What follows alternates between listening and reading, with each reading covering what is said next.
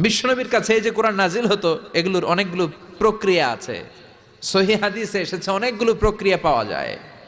এক নাম্বার প্রক্রিয়া, মিসলা সালসালাতিল জারাস, ঘন্টার ধ্বনির মতো বিশ্বনবীর কাছে কোরআন পাঠাতো কে?